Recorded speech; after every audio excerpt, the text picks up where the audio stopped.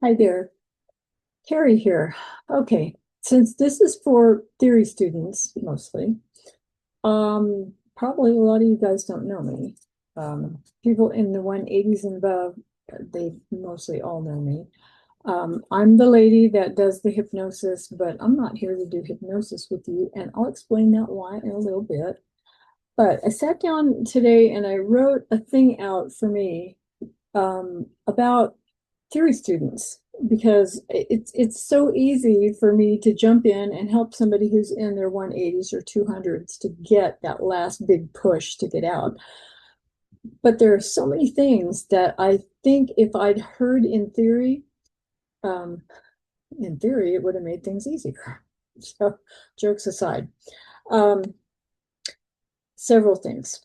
First of all, I want you guys, whatever stage you're at, you may have figured this out already. And if you have, bravo.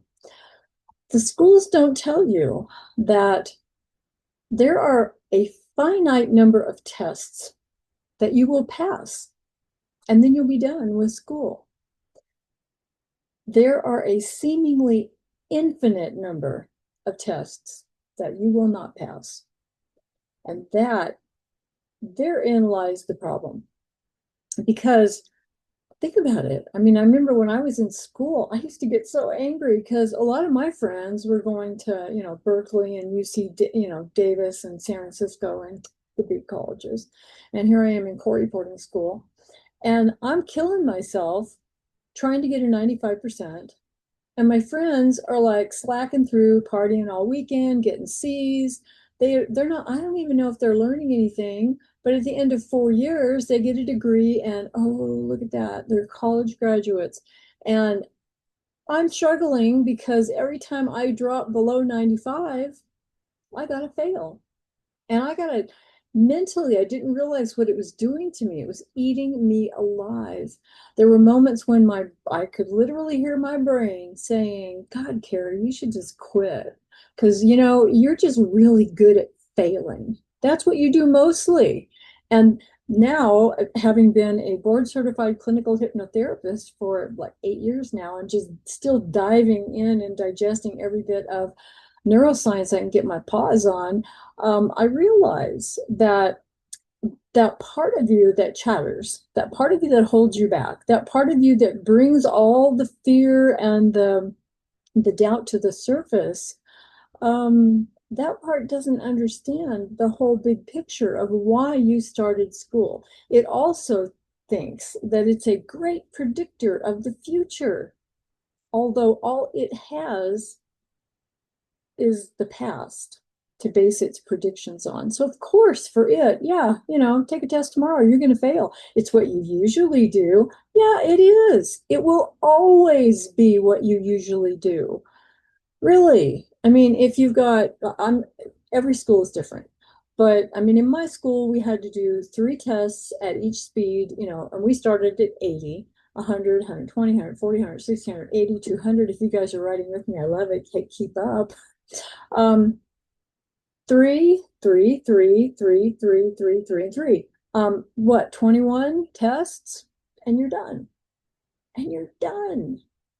And then you can take a state test if you want to, depending on your geographic location, what's required at the end of that for you to be able to go out and work.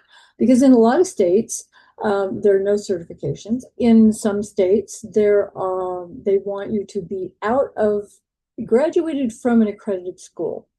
In some states, they just want you to be out of a school.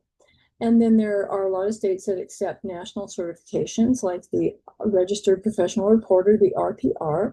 And then there are some cranky states like California and Texas who they've got their own CSR and they want it done their way. And those are enough to make you have a mental breakdown if you don't know how to approach them. That's what I'm here for. I'm certified in 6 states. It wasn't easy getting that. I mean, I've been in California. That was my primary territory, still is, probably always will be. But when the world of remote came along, I found myself in remote depositions where a Texas resident would show up. And I'd ask them, because in California, the rest of you ignore this, but in California, The location of the deposition is the location of the witness. And I would show up and there'd be somebody from Dallas or somebody from Midland, Texas. And I'd think, oh my God, I'm not, and Texas is kind of vicious. I'm not certified in Texas. If I take this job, I'm literally reporting a Texas domiciled witness, and I'm not certified to do that. So I went ahead and got my Texas license. Not an easy thing, but it helped me be able to help other people to pass those tests because I know them from the inside out. Back to theory. Aside from accepting the fact that you are going to fail, I hate that word, you're going to fail more tests than you ever pass. And that's exactly what you're supposed to be doing. And the people on the outside of you, your family, your friends, well-meaning people probably, they don't have a clue what you're going through. They don't have, and you'll hear it all the time. Have you passed yet? Are you out yet? Did you pass that test? And it's like, no, I failed. No, I failed. No, I failed. No, I failed. You know, you start, you do. You sound like an absolute loser because all you do is fail. They don't understand. So just kind of smile at them and just say, it's getting better every day. It's getting better every, when are you going to be out? Oh, it's going to be great. It's going to be great. And I'm getting better every day. Getting out of school faster than anybody can imagine. That is a magic statement that I want you to write down. That comes from Molly Cooper. Amazing. Molly Cooper, LA reporter, who said, I'm getting out of school faster than anybody can imagine. I'm amazing. I'm phenomenal. I'm just every single day, 4 times a day, she would tell herself that. And now I understand the neuroscience behind it, that your brain gives you what you focus on. It gives you more of what it hears all the time, and it gives you what it believes you think you deserve. I'm getting out of school faster than anybody can imagine. And then I took it to another one of my hypnosis teachers and said, why is this working for Molly Cooper? Molly the Miracle Cooper, who got out of school, qualified for the California state test, took the state test and passed it first time. And that journey for her was 1 year, 1 month, and 13 days. Steno writing. I'm getting out of school faster than anybody can imagine. And my teacher told me, well, there's nothing. That's better than any affirmation you could come up with, because there's nothing in that statement that your brain can fight, that it can disagree with. You know, if I was to say, I'm going to pick the winning lotto numbers the 7th day of next month, your brain would say, you know, there's like a lot of reasons why I know that's not going to work. That can't be possible. And it will not give you something it does not think is possible, that you don't think is possible.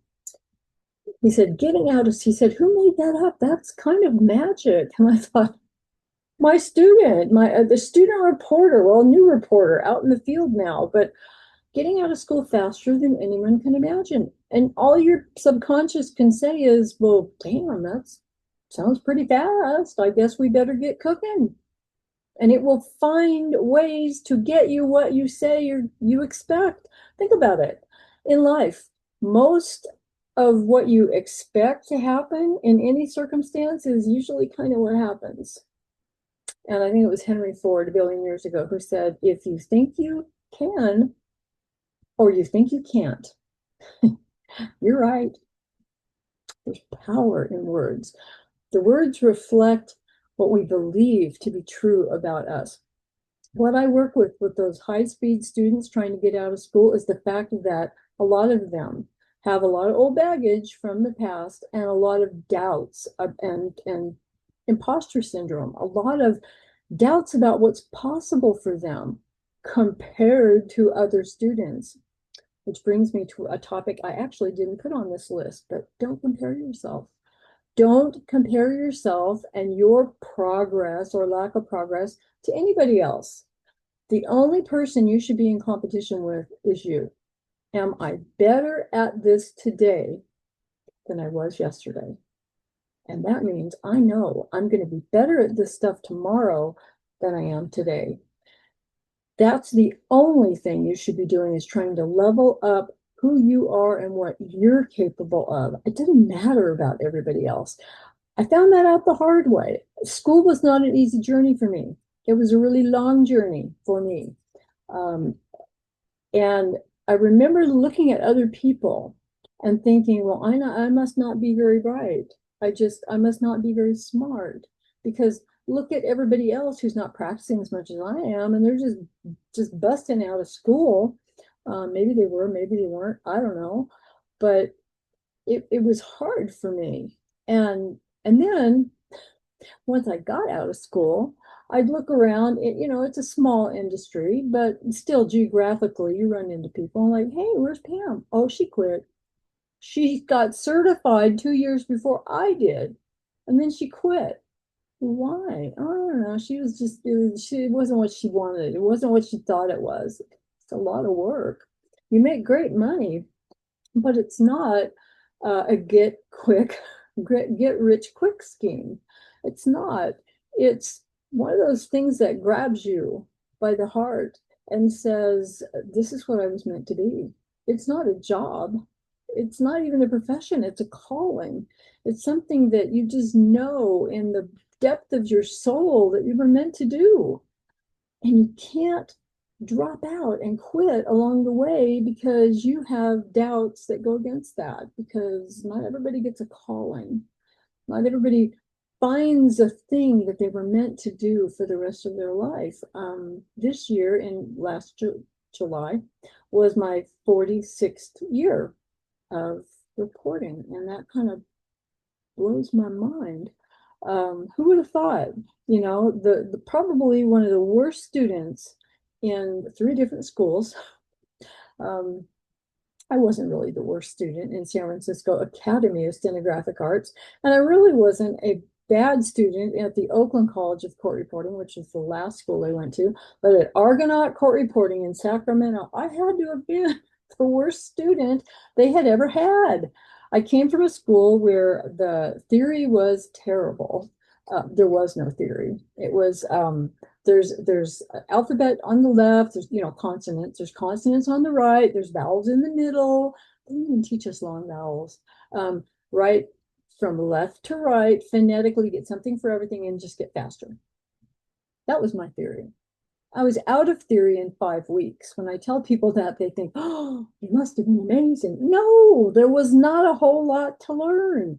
There were sounds, learning to hear sounds, because everything was phonetic. There was no briefs. In that school, I remember there was people who were collecting money and people who were paying money to get a brief and phrase list.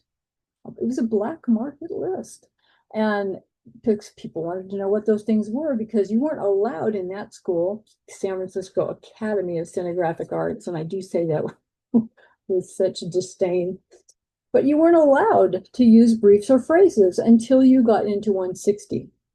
Their thinking was, if you can write everything out fast enough to get to 160, then when we give you all the briefs and the phrases, you're just going to fly out of school. I don't know if that happened, because I started school in June. I was in 120 by October, and then I had to change schools. That's a whole nother video. Purely an economic necessity. But then I went to the Argonaut School of Court Reporting and in Sacramento, and they had a whole different theory about everything, about how to practice. I came from San Francisco, was really like anal retentive. You do it this way, you do it that way. You have to do it with no. They literally looked at our notes. If we had used a brief or a phrase in our notes on a test that we passed, they would throw it out. That test didn't count until you got to 160. And then you were expected to start using all the briefs and all the phrases that you had never seen before. What insanity. So what I want to share with you guys is just knowing, like, what's reasonable, what's not, how to get your thinking cleared from the beginning. And I want you to write down on a piece of paper somewhere that you keep close to you. Why? WHY. why you wanted to do this.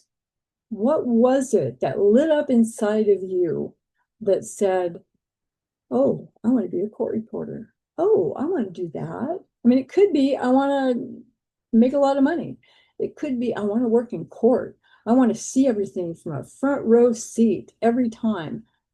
I want to be able to have financial independence, to be able to supply my family with a lifestyle that maybe you didn't have. Whatever your why is, write it down. And in those bumps along the way, every time you even think about starting to ponder if you might want to wonder about quitting, you pull out that why and remember it. Even if you've got to sit there and think back about I mean, Mark Kissenberry talks about it, about the first time he ever saw that little olive green steno machine, and he said he fell in love. That was his why. That was his moment of spark of knowing that that was his calling, that this was what he was meant to do and meant to be. Yeah, so that why will get you through the bumps. It'll get you through the doubts, and that thing will take you to your end goal of getting out of school, or whatever your end goal is. So, a couple of things I want to talk to you about. First of all, I want you to understand that when you're learning theory, just like you're learning anything, you are learning with your conscious mind. I talk a lot about the conscious mind, the subconscious mind. There are people who talk about the unconscious mind and the superconscious mind. I don't care about all that. There's the thing that chatters in your head that criticizes everything you do. And then there's the part of you that just knows. And get this, as you're practicing, I'm talking to the steno people now, but as you're practicing every single stroke that you ever write, it's downloaded into your subconscious and it's locked in there forever. How do I know that? Because after 40 some years of reporting, when COVID hit, there were no jobs for like 8 weeks. I didn't touch my machine at all. I thought, well, I don't know, I guess I'm going to retire. I have no idea. I don't know. Hope I don't die, but maybe I'm going to retire. Maybe I'm not going to be a court reporter anymore. I don't know what I'll do. Try not to stress about that. And then the phone rang and somebody had a Zoom deposition and they didn't know what that was. But I'd been studying neuroscience and hypnosis on Zoom. And so I knew Zoom. I was familiar with that. I started teaching classes to other reporters and agencies about how to navigate all that stuff. It was kind of cool. But 8 weeks off the machine and I've got a job tomorrow. So I stressed for a few minutes, like, oh my God, I should take my machine out and charge it. Yeah, that's probably good. Do I practice or do I not practice? Do I practice and then the muscles that I haven't been using are going to be sore tomorrow? Or do I just show up and say, you know what? It's a brave new world. Let's just go for it. And that's what I did. And yeah, it was rough. I mean, I was like swearing in the witness. I just sit there for a minute, like, do you solemnly swear again? How does that admonition go again? Got past that. And it felt, every job feels different, just like every test feels different. But this took me a while to feel like I got in sync with the writing again. And then there came a moment when I don't remember the word, it might have been something like indistinguishable. Indistinguishably. I don't know. It was a crazy multi-syllable word. And for a moment, my brain started to say, there's a brief for that, except I don't know what it was. No idea, because I learned to write everything out and added briefs along the way. I just remember saying very quiet in my quiet indoor brain voice, shh, no, hush, no chattering, and let my subconscious, and it was weird. It felt like something dove deep inside me and came back up and just started writing. And it wrote out and it translated. So somewhere in my long life of reporting or in school somewhere, that was the very first way I ever wrote that word.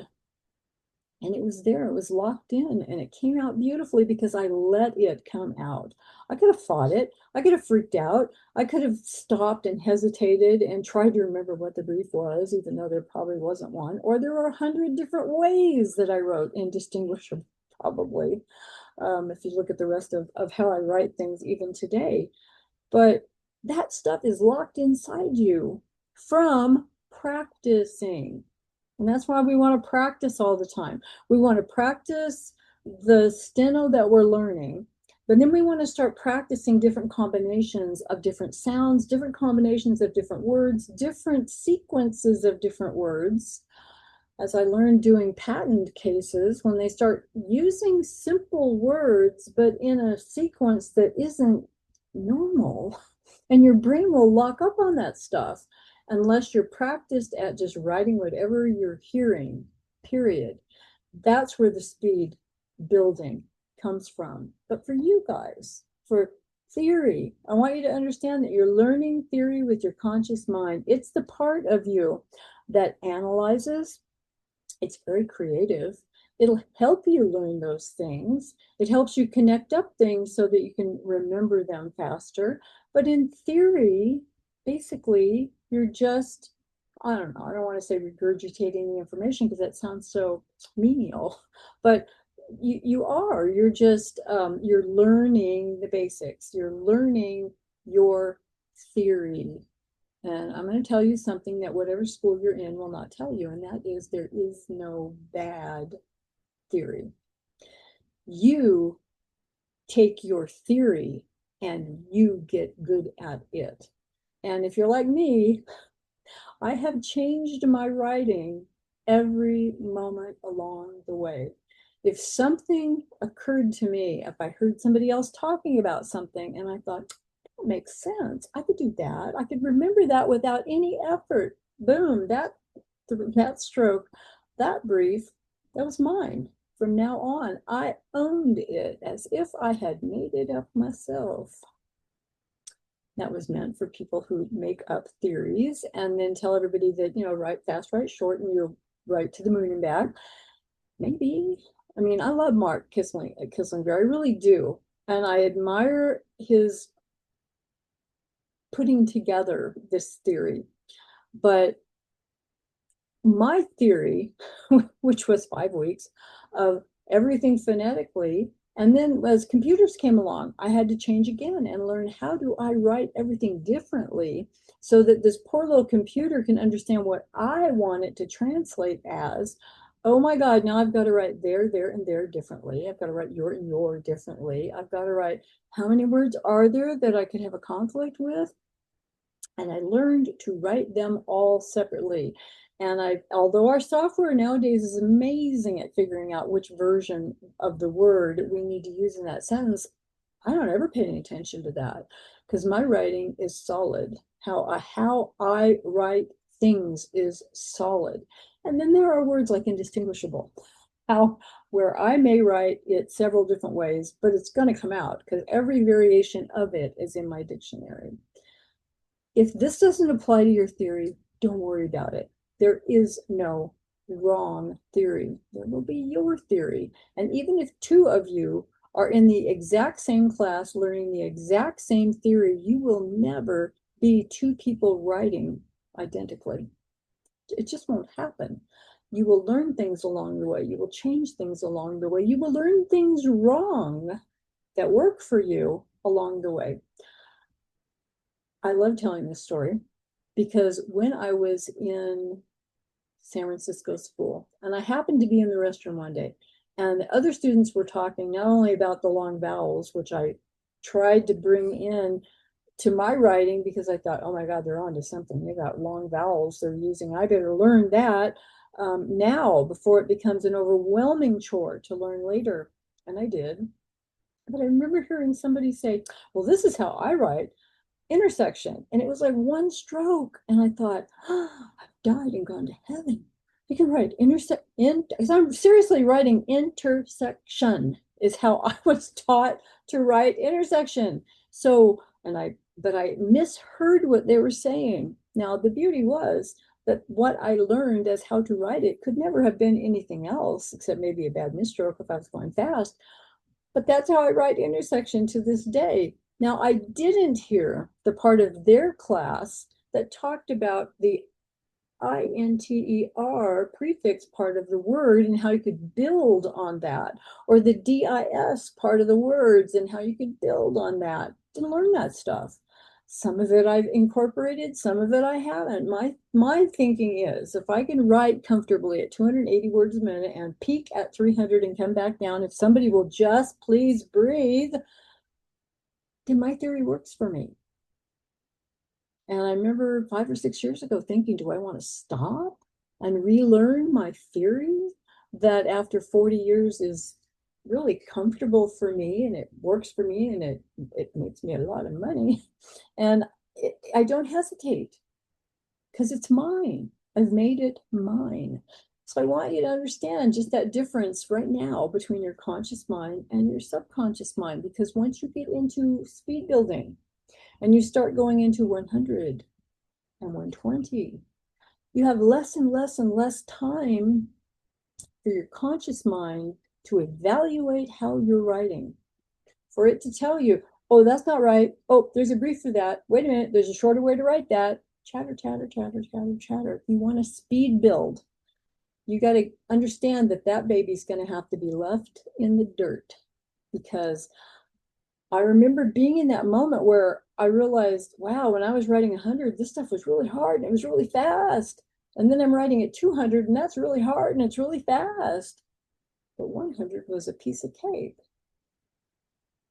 everywhere along the line. As my speed was increasing, my accuracy at lower speeds was increasing also. And my best writing, I watched it today. When somebody hit a spurt of 250 to 300 and they just kept going for a while and I was hanging on for dear life and looking at my translation, and it was like, son of a gun, damn, it's coming out, because I'm writing so fast. Automatically, I'm letting it happen. And I don't have time for my brain to even try to chatter. We're going too fast. I love that. But anywhere below that, it's got more and more time to start chattering. So for some of you who have been stuck, hate that word, at 80 or 100 or 120 for a long time, just realize you've got to practice hearing faster. And that can be listening to books on tape. Yeah, like on Audible or YouTube, but listening to a book and cranking up that speed so fast that you can barely understand the words. And then it literally trains your hearing to hear faster. You can only write as fast as you can hear and recognize what you're hearing. And the faster you can hear, the more reaction time you've got between here and here. Practice hearing faster. It'll make you a better reporter. Have a routine. Your brain loves routines. But I don't want you to get stuck doing something that's not getting you results. But have a routine. For me, this is weird because people say, well, what is your routine? What do you practice? Well, I work every single day. So sometimes I don't practice. Sometimes my practice is building a job dictionary for my real-time job tomorrow. It's thinking, it's mentally, how am I going to write that? Will it conflict with anything else? How would I write this, that, the other thing ahead of time? But my routine, and I suggest this to you, when you breathe, and for those of you who think you've got anxiety, and I'm not saying you don't, but don't you dare call it your anxiety. You don't get to close the market on that.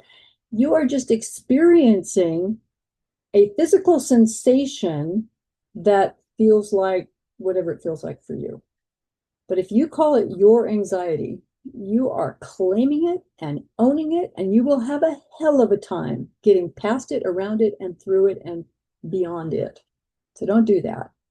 It's okay to say, wow, I took that job and I panicked. I took that job and I had this this rush of like hot flash through my body. I started shaking. I started sweating. The room was spinning. I have heard all of it. And I actually had the room spin one time for me. So I know what that's like when you feel like you're going to go right off into the floor. That's the stuff I've been able to get past by learning neuroscience and hypnosis and hypnotherapy. And it's what I want to do to help students not have to deal with that crap, because life is hard enough without that. Steno is hard enough without that.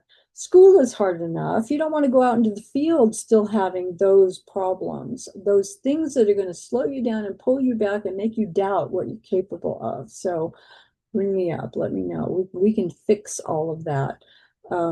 If you're talking to somebody who, for I don't even know how old I was born in 56. So let's go from there. Somewhere around in the 60s, I got crap downloaded on me when I was a little kid and programs that lit me up with anxiety that I was terrified. Because if I made a decision about anything, I was sure I'm going to be wrong. And then when I'm wrong, I get in trouble. And not, there's trouble and then there's trouble. So, terrified, afraid, and ashamed, and didn't understand any of that. I just felt like there's this part of me that's like the bad guy, and I got to fight it all the time. And I didn't understand that we can't fight that part. It's a part of us. But let's get to know it. Let's get it on board as part of a good team player and get some better results. But I woke up every single morning my entire life. Well, the only mornings that this didn't happen was when I didn't go to bed. But I'd wake up every single morning with this hot flash in my chest, at what age of 20, 30, 40? Yeah. I'll tell you, it was so bad that when hot flashes started hitting, real ones started hitting me, it was like, what are you talking about? This thing, this anxiety, this panic, this foreboding, horrible physical reaction that hit me would consume my body. I couldn't breathe. This is like every single morning, whether I was laying in bed with my eyes open or closed or trying to talk myself out of it, didn't matter. Every single morning, I got to a point where I started calling it the dragon, because it felt like this big, heavy, nasty, hot, leathery thing just pushing down on my chest. And I thought I was going to die. And it was all I could do to get up out of bed and make my feet move to start the day, to try to talk myself into convincing myself that I gave up on being happy. I just wanted to be like not terribly sad or depressed or anxious. That was my goal. So when I talk to you guys about we can fix this, we can get you past it and over it and through it, I promise you. But it's not going to be overnight. It didn't happen to you overnight. And there was a guy that I worked with for a while, hypnotherapy wise, learning from him. And I said, look, I'm working with students, court reporting students, and I want to know, how do I help them with test anxiety? And he said, oh, well, first of all, Carrie, there is no such thing as test anxiety. And I went to bat for all of us. I'm like, you don't know what you're talking about, because I felt it. I've been there. They're going through it. It's holding them back from passing tests. What do you mean there's no test anxiety? You just don't know who we are. And he said, well, what they're dealing with is just, don't diminish it, just anxiety. And I thought, this isn't just anxiety. This is a new breed of anxiety. But continue on. Explain to me how this isn't anything more than just anxiety. And he said, you're acting as if starting school to become a court reporter, doing this steno thing, is what all of a sudden created this anxiety that they feel. And he said, I would bet anything, everything, because I know that the thing that's triggering them to feel the feelings that they're feeling is something from way back in their childhood, from somewhere about between the ages of 2 and 7, because that's when the programs get laid down. I didn't know that. From the ages of 2 to 7, you only have access to delta brain waves when you're sleeping, low, slow waves. And then there's theta waves, which are a little bit faster. But from the ages of 2 to 7, you're in alpha waves. And I thought, wait a minute, wait a minute, wait a minute. I took the other class. Alpha waves is hypnosis. Give that girl a gold star. Because yes, it is. From the ages of 2 to 7, we're literally absorbing. Our subconscious is totally open. We have no conscious mind. It doesn't exist yet, which is the number one reason I can tell you that chatter in your head is not you.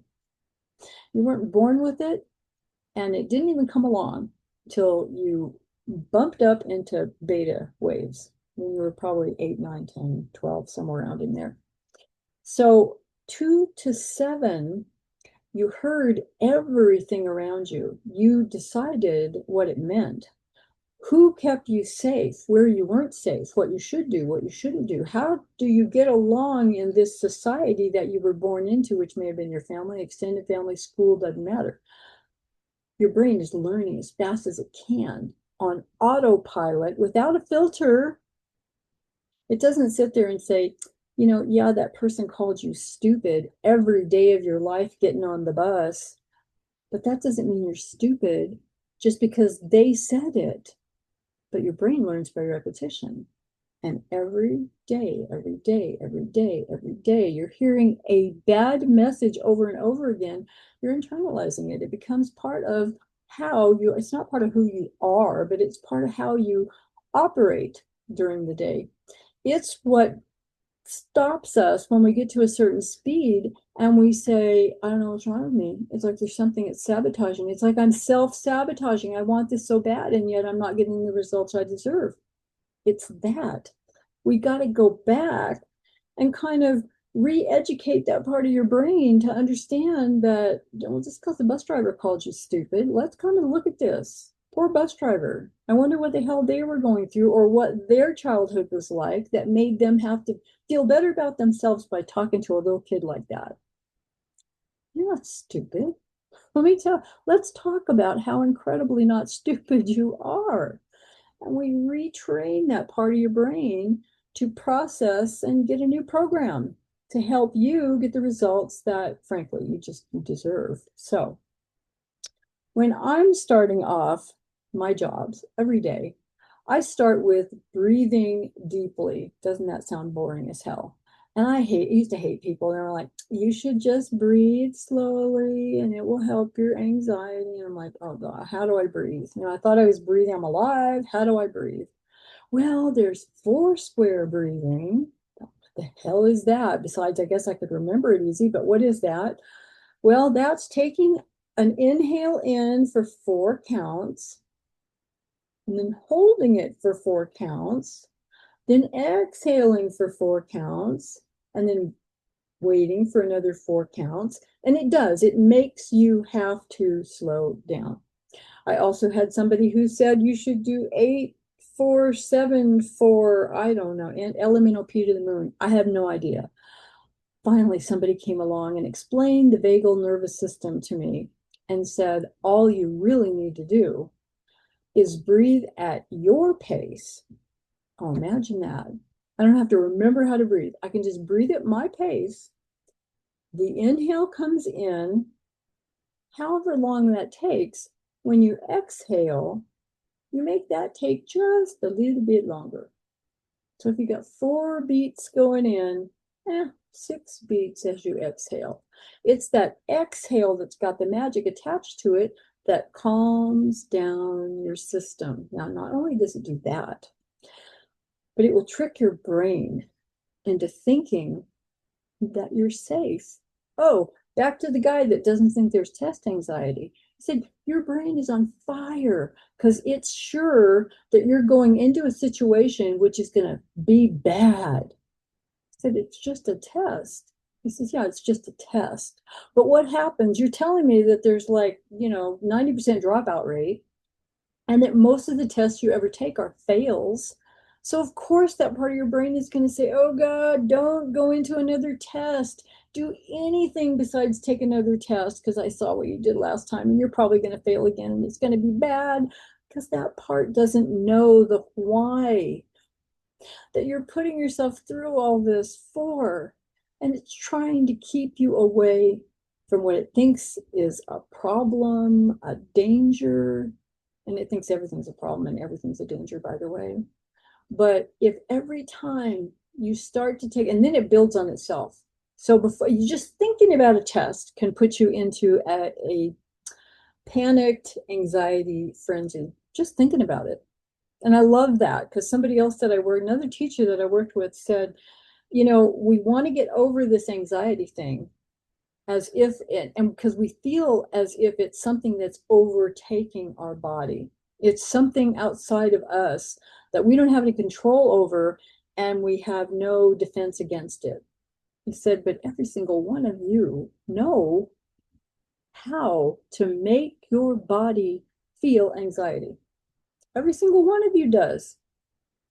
Stop breathing at real slow breathing right now. Stop that. Breathe real shallow and high up in the top of your chest, up in the top of your throat, right way up there. You know how we suck the air in and then we write like a maniac and then, oh God. And they tell us, don't hold your breath while you're testing. Oh, like I got one more thing I need to worry about. Don't worry about that. Breathe during the test, however the hell you want to breathe. Just get through the test. That's not the problem. But breathing real high, real shallow will trick your brain into thinking, oh my God, something bad must be happening because look how we're breathing. We got to get ready to fight or flee or my favorite, freeze. And then you wonder, what the hell is, why are my hands moving? What the hell? There's words that are being said and I'm not moving. What's wrong with me? You're having a reaction. You're having a triggered reaction from something from the past to try to keep you from doing this. Even you're in the middle of the test, you're going to do the test. That part of your brain doesn't know that. It's still trying to keep you, make you stop. And then I love, this is the best part when you're in the middle of a test and then your brain said, oh, look at you. Look, you've already failed. You might as well just quit. And the minute you buy into that, your writing starts becoming brilliant. Why? Because it was never about your writing. It was about what was going on in your head. So that's why I'm here. Have a routine. Start off with breathing slow, deliberately at your pace. You're as if you're saying, okay, body, I'm in control. And this is me talking. I've practiced. I know this stuff. I know my theory. Whatever's coming ahead of me, I got it. I'm going to be okay. And I'm not going to die. No matter what happens, I'm safe. And thank you for trying to remind me that I might be going into the pit of hell. And it's going to feel that way in the middle, probably. But I'm not. And I'm not going to die. It's going to be all right. It's going to be all right. Those are really magic words. You know, well, what if you fail? Answer it back. Well, what if I don't? What if you embarrass yourself, humiliate yourself? What if I don't? You know, you're going to have to tell your friends and family you failed another test. No, I don't. No, I don't. I get to tell them whatever I want to tell them. And I get to have that story be my story. And part of that story is they will never understand what you're doing. In fact, I have a relative to this day. He was always a naysayer. And all of a sudden it's like, well, I don't know how you can make that much money. You don't work that hard. As if now I'm doing something illegal. It's like, oh honey, there are reporters making twice as much as I make. Just don't even go there. Don't worry about it. When I'm going to look at my thing here real quick. Oh, on the test panicky stuff that you may feel from time to time, I'm going to give you a little exercise that, oh my gosh, I just got a great text message. I'm going to give you an exercise. I want you to grab your phone or something that's kind of weighty that you can hold in your hand like that. There is the what the heck is it called? Somebody out there will know. Put it in the chat. Put it in the post. There's a connecting tissue between your left brain and your right brain. And it's the thing that has all the nerve endings that lets the signals go back and forth between left brain and right brain. Now, here's the cool part, that when you're feeling what you're feeling, it's only happening on one side of your brain. And it doesn't matter which side it is, because we're going to fix it. I want you to, next time you feel anxious, it doesn't even have to be court reporting. It could be anything. It could be, oh my God, I forgot to do my auto payment. Oh my God, I bounced a check. I don't care. We'll fix that later. But in the moment that you're feeling that nasty feeling that everybody can make themselves feel, so if nothing bad has happened, let yourself make yourself feel anxious. All you got to do is imagine you got way too much to do and not enough time to do it in. And everybody's watching you and every move you make. And there are people who their opinion of you matters. You're now in full-blown anxiety. So take out your phone.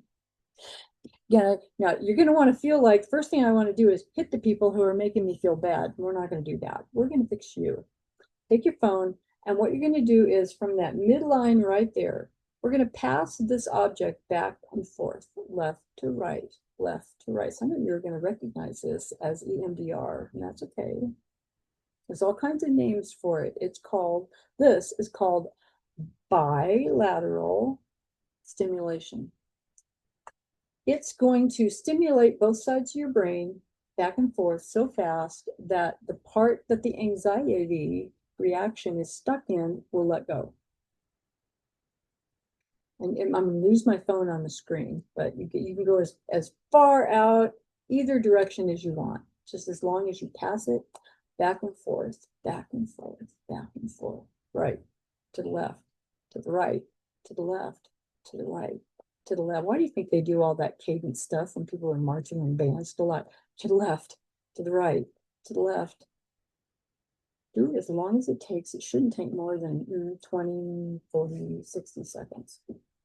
The other thing that nobody ever tells you is that when you have a bad feeling overtake your body, this was a hard one for me to understand. My poor teachers. Those feelings are biochemical in nature. It's your body releasing chemicals into your system to get your attention. That flush of chemicals, that feeling will only last 60 to 90 seconds. And then it will dissipate and be gone. To which I said, that is bullshit. Because I've had this feeling, and it goes on sometimes for minutes, for hours. When I really get in a bad funk, bad depression, and bad stuff's happening, it can go on for days. You know, what do you mean 60 to 90 seconds? Here's the kicker. If you have one rush of feelings and you don't just submit to it and allow it to process through your body and go out, if you can do that, that feeling will be gone. And that particular one will never come back again. To which I said, yeah, but there's like 10,000 more just like it. You'll get better at it. You'll get better at just letting that stuff pass through your body without resistance. What we're doing is we feel the bad feeling, we tense up, we hang on to it, we fight like hell, and we're not going to let it win. And then it drops down with the other 10,000 and says, oh, okay, I'll get you again next time. It's what I'm going to do. So allowing that stuff, that's part of, I hated it when people would say, oh, I'm just going to process. I had a great session. Now I'm going to process it. And I think, what the fuck? You've got, excuse my French, you've got a processor? You know, what are you processing? I court reporting student, I don't have time for processing. I'm up to the next word at 225 words a minute. What do you mean? Take time and breathe and process. But to get rid of the anxiety, you have to dedicate time in the day, every day, repeatedly until it lets go. And then there will come a day where you'll go, oh, there's that feeling. It's gone. Oh, there's that feeling. It's gone. And then, if you're really lucky and you've done a whole hell of a lot of work, and I did, You'll wake up one morning and you'll go, oh my God, I don't feel that feeling anymore. Actually, I don't think I felt it yesterday or last week. When was the last time I had one of those where it felt like the dragon was sitting on me, laying on my stomach, breathing hot, fiery nastiness? I don't remember. 6 months? Because I had been practicing to release. I've been practicing to get rid of that stuff. For some of you, you're going to be, okay, yeah, Carrie, just tell me how to be a theory student and get out of school. I'm going to go down my list really quick because some of this stuff is practical. Some of it is metaphysical. Some of it is neuroscientific. And you can say it's not your problem, but hit me up again when you're in 180s. One thing that somebody told me about, and I tried it for a while, especially if you're in theory, if you have trouble hesitating, like I can't stay, why can't they're dictating us words, this many words per minute, and think about it, if it's one word a second, that's 60 words a minute, right? Okay, so set a metronome, and now they have metronomes on your phone. Set a metronome for how many clicks per minute you want, and then make yourself hit those keys on the beat, on the beat, on the beat. Here's something that somebody told me that blew my mind. If you're doing 60 words per minute, and age is just a number, and speed is just a number. 60 words a minute. Double it. That's 120 words a minute. All we did was double it. Double it again. You're at 240 words a minute. And you're getting paid.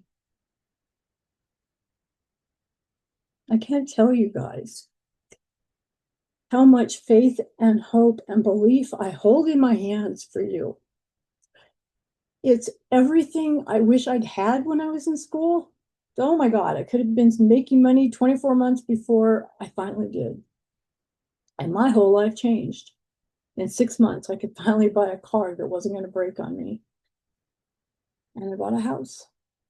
Yeah, the interest rates were 13.5% back in the late 70s, 80s. It was terrible. But I bought a house.